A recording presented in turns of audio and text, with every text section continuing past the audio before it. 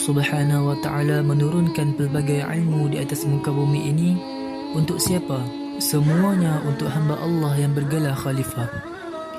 Nabi Muhammad SAW bersabda, diwajibkan ke atas setiap Muslim itu untuk menuntut ilmu. Dengan ilmu kita dapat mengenal Allah.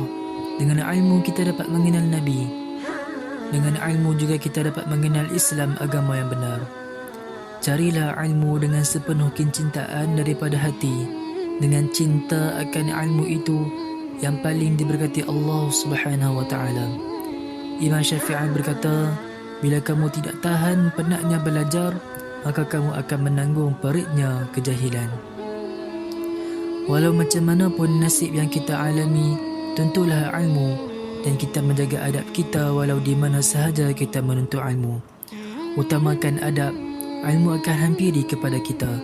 Walaupun kita tidak pandai, tetapi adab kita tinggi, ilmu akan hadir. Kalau kita seorang yang berilmu tetapi adab tidak ada, ilmu itu akan hilang sikit demi sedikit daripada dirinya. Syekh Abdul Qadir Al-Jailani berkata, aku lebih suka orang yang beradab daripada orang yang berilmu.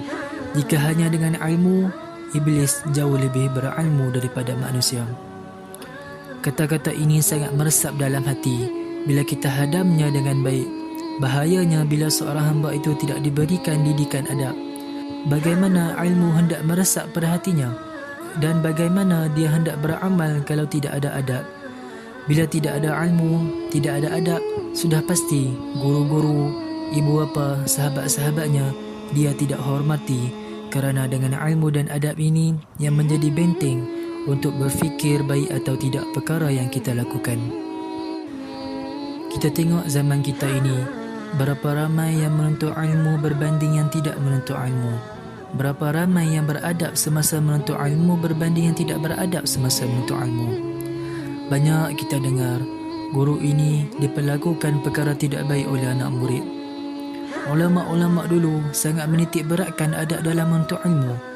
Nak tutup buku pun kena tunggu betul-betul guru habis bercakap. Sampai tahap begitu adabnya. Kita zaman sekarang, guru pun kita pukul, guru pun kita fitnah, guru pun kita jadikan bahan ejekan. Nabi Muhammad SAW adalah guru kepada semua makhluk Allah. Tidak mustahil kita menghina guru-guru kita yang bagi ilmu, yang ajarkan akhlak yang baik pada kita, umpama kita menghina baginda Nabi Muhammad SAW. Orang-orang yang meninggalkan amal dalam keadaan berilmu, ilmu itu akan melupakanmu dan keberkatannya hilang daripada hatimu. Allah Subhanahu wa ta'ala berfirman dalam surah Al-Ankabut ayat 43. A'udzu billahi minasyaitonir rajim. Bismillahirrahmanirrahim.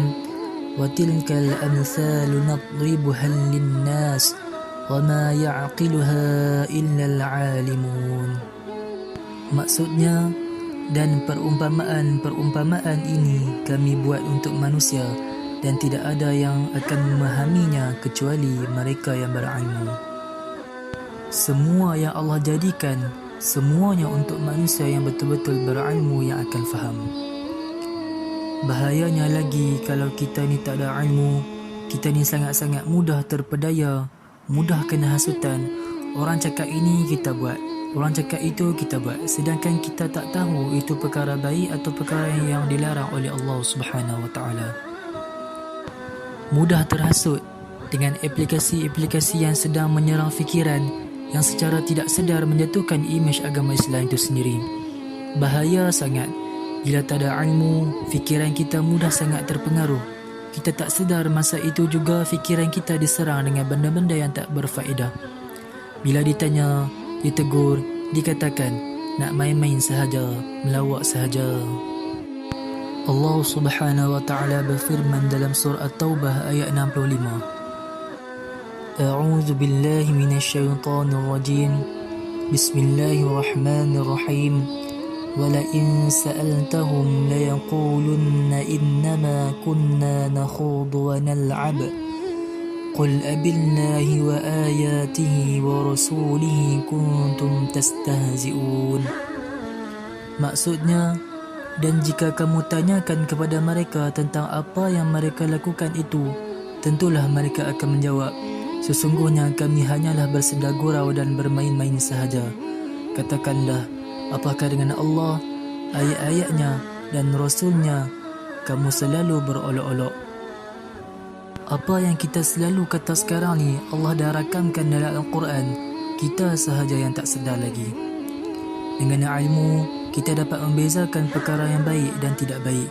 Tidak rugi sedikit pun kita menuntut ilmu, malah ia lebih berharga dari emas dan berlian.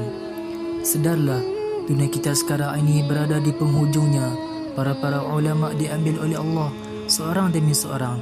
Allah tidak menghilangkan ilmu, tetapi Allah mengangkat orang-orang yang berilmu. Buanglah masa leka kita, carilah ilmu dengan orang-orang yang berilmu dan berada pada landasan yang betul. Carilah supaya kita tidak menjadi orang yang menyesal akan kesilapan kita sendiri pada hari ini.